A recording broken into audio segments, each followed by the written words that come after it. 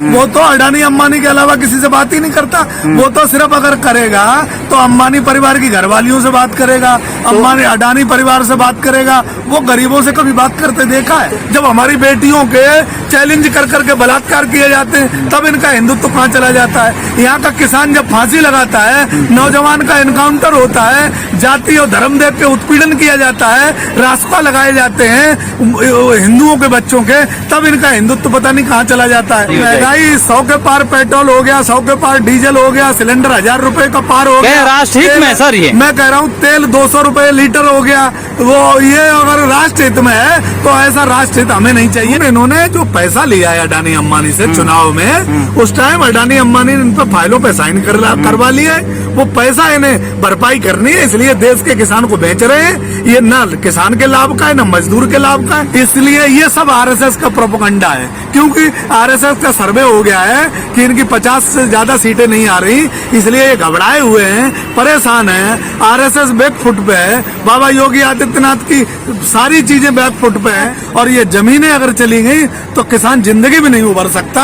किसान के अलावा, फांसी के फंदे के अलावा किसान के लिए कुछ भी नहीं बचेगा अगर ये कानूनें अगर वापस रही तो।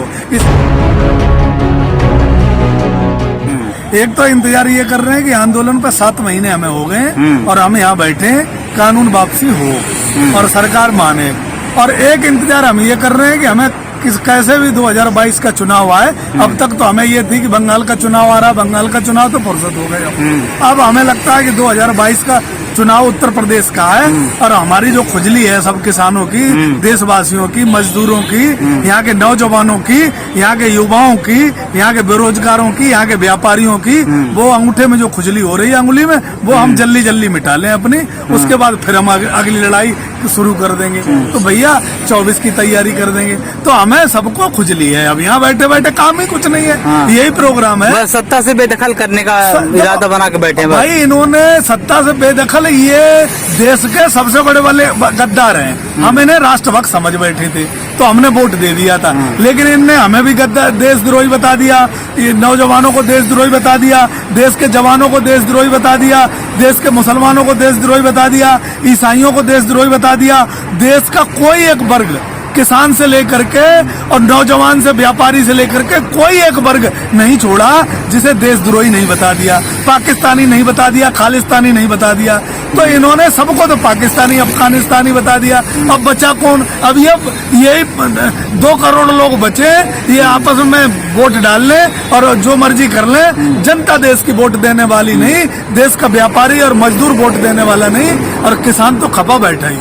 किसान तो अपने आया था 3 कृषि कानून की वापसी के लिए, एमएसपी पर लिखित कानून के लिए। अब तो सिर्फ आप सत्ता की परिवर्तन की बात कर रहे हो। भाई जब आदमी ठाली बैठता है ना, आंदोलन में बैठता है, तो उसका दिमाग चलता है। अब सब यहाँ किसानों का दिमाग चलने लगा है, और चलने ये लगा है कि तुम कानून वापसी पे चर्चा नहीं कर रहे, तुम्हारे 7 महीने बाद भी कानून समझ में नहीं आई। और वो जब हमारे नेता लेटर लिखते हैं तो उस लेटर में जवाब ये आता है कि हम कानून वापसी नहीं करेंगे, हमें जो उस पर चर्चा कर लो। भाई हम चर्चा क्यों कर लें? हमने तो कानून तुमने किसी से पूछ के नहीं बनाए, हमें चर्चा की जरूरत नहीं है। जो कानून तुमने बनाए वो वापस चाहिए। समाधान बातचीत से निकलता है, जब बातचीत नहीं होगी तो समाधान कैसे निकलेगा? तो बातचीत कैसे करी जाएगी? वो ट्रम्प सत्ता छोड़ के भाग गया है, उससे करी जाएगी? पाकिस्तान के इमरान हाशमी से करी जाएगी? इमरान खान से? किससे बातचीत करी जाएगी? हमारा प्रधानमंत्री तो वो गरीबों से बात ही नहीं करना चाहता है। वो तो अडानी अंबानी के अलावा किसी से बात ही नहीं करता। वो तो सिर्फ अगर करेगा तो अंबानी परिवार की घरवालियों से बात करेगा, अंबानी अडानी परिवार से बात करेगा। वो गरीबों से कभी बात करते देखा है? तोमर तो कह रहे हैं किसी मंत्री कि बातचीत का दरवाजा खुला है, आइए बातचीत करिए।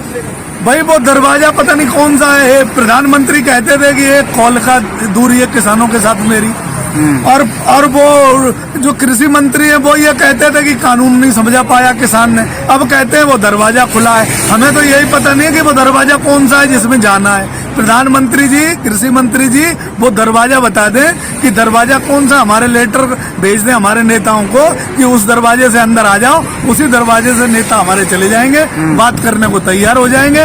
लेकिन बात कानून वापसी की होगी, उससे आगे की पीछे की बात। उत्तर प्रदेश में तमाम राजनीतिक पार्टियां चुनाव के लिए उतर रही हैं, चाहे जेडीयू हो, चाहे असदुद्दीन ओवैसी की पार्टी AIMIM हो, सपा अलग चुनाव लड़ रही है, बसपा भी अलग चुनाव लड़ रही है, कांग्रेस भी अलग चुनाव लड़ रही है। इन तमाम पार्टियों के अलग अलग चुनाव लड़ने से क्या बीजेपी को फायदा नहीं होगा? देखो, पार्टियां राजनीतिक पार्टियां हैं, उन्हें चुनाव तो लड़ना भी चाहिए, लेकिन उत्तर प्रदेश में जो ओवैसी आ रहे हैं, ओवैसी और भारतीय जनता पार्टी ये दोनों रिश्तेदार हैं। तुम्हें नहीं पता होगा, ओवैसी इनका समधी है।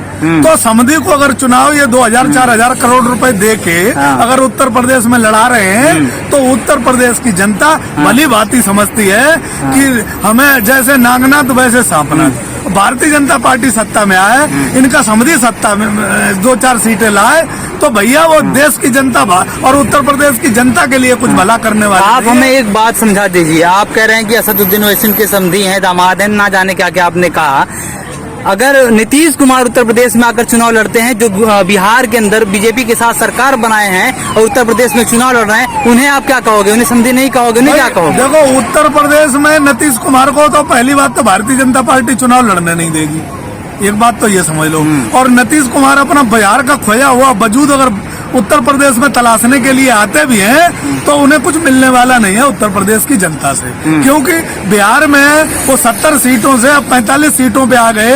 भारतीय जनता पार्टी ने डस लिया है, तो उत्तर प्रदेश में वो गलत अब ख्वाब देख रहे हैं। लेकिन आप उन्हें तो बीजेपी का समधी नहीं बताते हो। समधी वो बीजेपी के समधी इसलिए नहीं है कि बीजेपी उन्हें खा रही है, और बीजेपी इतना उन्हें डस लिया है कि 70 से अब 45 पे कर दिया है। अब की बार जो चुनाव होंगे वो उन्हें खत्म कर देगी। बीजेपी ने जैसे रामविलास पासवान को खत्म कर दिया, उनकी पार्टी तुड़वा दी, और इनने नीतीश कुमार को खत्म कर दिया।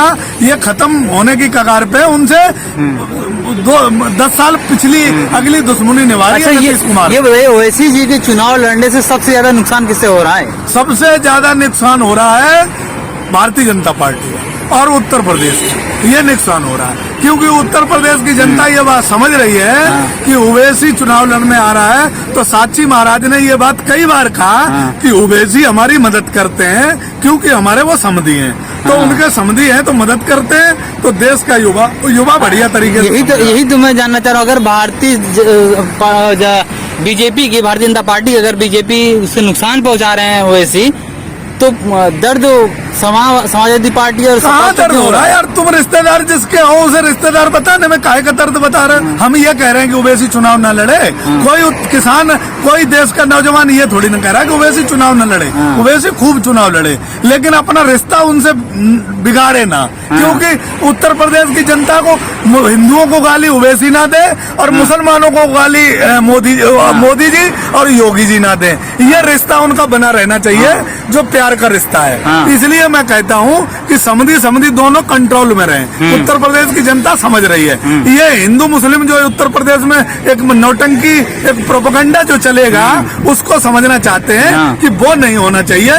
चुनाव उत्तर प्रदेश में और भारत में जितनी पार्टियां हैं, सुनो, सबको लड़ने का अधिकार है। वोट चाहे 1 मिले चाहे 2 मिले, जमानत जब्त हो जाए, वो जनता का काम है। लेकिन ओवैसी तो कह रहे हैं कि हम इसलिए उत्तर प्रदेश आ रहे हैं कि हमें हक चाहिए, बराबरी का हक चाहिए, जितनी जिसकी हिस्सेदारी उसकी उतनी भागीदारी। तो ओवैसी कौन से बताओ, जो इतनी बेटियों का देश में बलात्कार हुआ, जो यहाँ किसानों का फांसी लगी, जो उत्तर प्रदेश को मारा गया इनकाउंटर से, उत्तर प्रदेश में इतने अत्याचार हो रहे हैं। ओवैसी किस दिन आया कि उत्तर प्रदेश की बेटियों के लिए, उत्तर प्रदेश के किसानों के लिए, उत्तर प्रदेश के जवानों के लिए, उत्तर प्रदेश की जो परिस्थितियों से गुजर रहा है उत्तर प्रदेश, आज मौत के मुहाने पे खड़ा है उत्तर प्रदेश। ओवैसी जी कितना चर्चा की है उत्तर प्रदेश की, कितना बोले उत्तर प्रदेश में। उन्हें सिर्फ भारतीय जनता पार्टी की मदद करनी है उत्तर प्रदेश में। मतलब आप शायद देखते हैं पार्लियामेंट में वही कहते हैं सबसे ज्यादा बोलने वाले नेता तो वही है। सबसे ज्यादा बोलने वाले हैं तो हिंदू मुस्लिम की बात करते हैं, वो उनका रिकॉर्ड उठा के देख लेना। वो भारतीय जनता पार्टी को लाभ पहुंचाने की बात करते हैं। वो हिंदुओं को गाली देते हैं, ओवैसी हुए, ओवैसी के भाई हुए, और भारतीय जनता पार्टी के जो योगी आदित्यनाथ जी हैं ये हिंदू सम्राट बताते हैं, लेकिन जब बेटियों के बलात्कार होते हैं, चिन्मयानंद जैसे लोग नंगे मालिश करवाते हैं, तब हिंदुत्व पता नहीं कहाँ चला जाता है। जब हमारी बेटियों के चैलेंज कर करके बलात्कार किए जाते हैं, तब इनका हिंदुत्व कहाँ चला जाता है। यहाँ का किसान जब फांसी लगाता है, नौजवान का एनकाउंटर होता है, जाति और धर्म देख के उत्पीड़न किया जाता है, रास्ता लगाए जाते हैं हिंदुओं के बच्चों के, तब इनका हिंदुत्व पता नहीं कहाँ चला जाता है।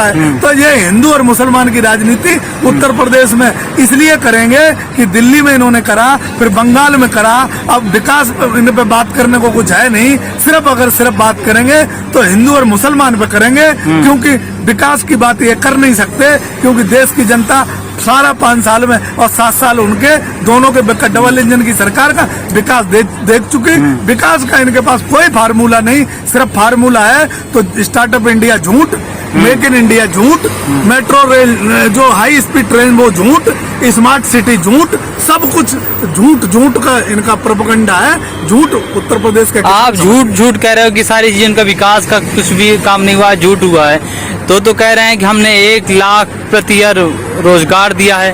कहाँ दिया, किसको दिया? तुम कैमरा लेके कभी ढूंढ लो ना एक आदमी वो जिसे रोजगार मिलता हो। जो कांग्रेस के जमाने का मनरेगा चल रहा है, उसी मनरेगा में बीए और बीएड और एमफिल करे हुए बच्चे फावड़ा लेके कूद रहे हैं। अगर उसको मनरेगा कहते हैं तो वो कांग्रेस ने दिया था, इनने क्या दिया था? वो फावड़ा लेके जो सुबह शाम सड़कों पे जो बच्चे मट्टी डालते हैं, अगर उसे वो रोजगार कहते हैं तो मुझे लगता है इससे बड़ा दुर्भाग्य इस देश के लिए कोई नहीं हो सकता। और महंगाई को लेकर कह रहे हैं महंगाई सिर्फ ये कोरोना काल में है, बाकी बस तो महंगाई 100 के पार पेट्रोल हो गया, 100 के पार डीजल हो गया, सिलेंडर 1000 रुपए का पार हो गया। राष्ट्र हित में सर ये मैं कह रहा हूँ तेल 200 रुपए लीटर हो गया। वो ये अगर राष्ट्र हित में है तो ऐसा राष्ट्र हित हमें नहीं चाहिए। हमें पहले देश चाहिए, देश की जनता चाहिए। राष्ट्र हित तो हम पहले कर लेंगे अपना। राष्ट्र हित के लिए प्रधानमंत्री मुख्यमंत्री हम बहुत सारे ले आएंगे, लेकिन देश की जनता और देश हम नहीं ला पाएंगे। देश हमारा सुरक्षित रहे, देश की जनता हमारी सुरक्षित रहे। प्रधानमंत्री तो 5 साल का टट्टू होता है, मुख्यमंत्री भी 5 साल का होता है। इन्हें ये आते रहेंगे जाते रहेंगे। ये 3 कानून कृषि जो है इसको वापस कर लिया जाए, इस पे लिखित कानून बना दिए जाए, तो क्या उत्तर प्रदेश में किसान फिर से बीजेपी को सपोर्ट करेगा? ये कानून मांगे कितने थे? ये कानून इन्होंने जो पैसा लिया है अडानी अंबानी से चुनाव में, उस टाइम अडानी अंबानी ने इन पर फाइलों पे साइन करवा लिया है। वो पैसा इन्हें भरपाई करनी है, इसलिए देश के किसान को बेच रहे हैं। ये ना किसान के लाभ का है, ना मजदूर के लाभ का है, ना व्यापारी के लाभ का। तुम एक बात बताओ मुझे, अनलिमिटेड भंडारण है, वो तो देश के लिए हानिकारक है। व्यापारी तो पहले ही इतना भंडारण कह तो रहा हूं, अगर ये वापस कर दिया जाता है, कानून वापस कर लिए जाते हैं, एमएसपी पर लिखित कानून बना दिए जाते हैं, तो क्या ये किसान फिर से बीजेपी को सत्ता में ले आएगा? कानून दिए किसने? कानून तो दिए इन्होंने दिए मुझे, और इन्हें वापस करना ही पड़ेंगे। ये कौन सा मेरे पे एहसान करेंगे? तो उसके बदले हम इनसे शर्त थोड़ी रखेंगे। हम फिर तुम मुझे खरीद लो झूठ बोल के। शर्त कोई नहीं है। शर्त यह है कि जो कानून बिना इस नाम पर सत्ता वापस दे सकते हैं ना।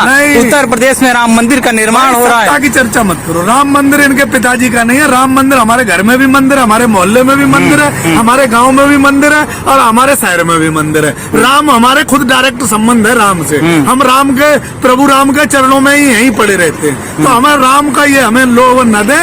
राम से हर एक किसान की रोज डायरेक्ट फेस टू फेस बात होती है।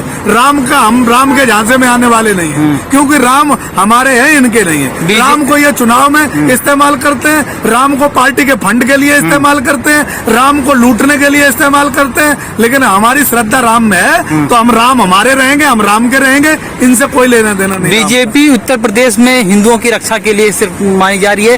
कहा जा रहा है कि सबसे ज्यादा खतरा हिंदुओं को उत्तर प्रदेश में है। धर्मांतरण हो रहा है, धर्मांतरण से बचाने की कोशिश हो रही है। अरे एक बात बताओ, सिखों का धर्मांतरण जम्मू कश्मीर में करा रहे हैं, जहाँ इनकी राज्यपाल बैठा है, इनकी सरकार है। उत्तर प्रदेश में धर्मांतरण हो रहा है तो योगी आदित्यनाथ जी की सरकार में हो रहा है। इससे पहले कितने धर्मांतरण हुए?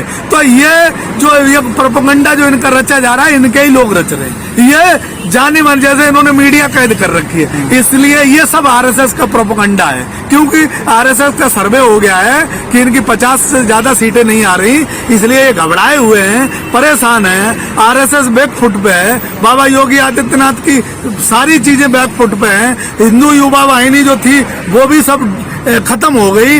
इसलिए इन्हें पता है कि हमारे पैरों से और जमीन खिसक रही है, इसलिए घबराए हुए हैं, इसलिए हिंदू मुस्लिम के मुद्दे पे लौटना चाहते हैं। और देश की, उत्तर प्रदेश की जनता किसी भी कीमत पे इन्हें हिंदू मुस्लिम पे नहीं आने देगी। इन्हें जो बच्चियों के बलात्कार करवाए, देश के युवाओं को इनकाउंटर करवाए, बेफिजूल में लोगों को रास्ता लगवाई, और यहाँ तक कि यंग लड़कों के इन्होंने जो है जेल में भिजवाया। कई जाति बिरादरी नहीं देखा उसमें, सब ब्राह्मणों सारे मतलब किसान एक एक चीजों का बदला लेगा। बिल्कुल लेगा, क्योंकि किसान को सिर्फ नुकसान, किसान अपने आप को ठगा महसूस करता है। डबल इंजन की सरकार में किसान 20 साल पीछे चला गया है, और ये जमीनें अगर चली गई तो किसान जिंदगी भी नहीं उभर सकता। किसान के अलावा, फांसी के फंदे के अलावा किसान के लिए कुछ भी नहीं बचेगा अगर ये कानूनें अगर वापस रही तो। इसलिए ये सरकार सिर्फ अपना हिंदू मुस्लिम का फंटा चल के सत्ता में आना चाहती है, और देश का नौजवान और देश का व्यापारी, देश का बेरोजगार और देश का किसान सब समझ गया है, इनकी बातों में और इनके झांसे में आने वाला किसी भी कीमत पे नहीं है।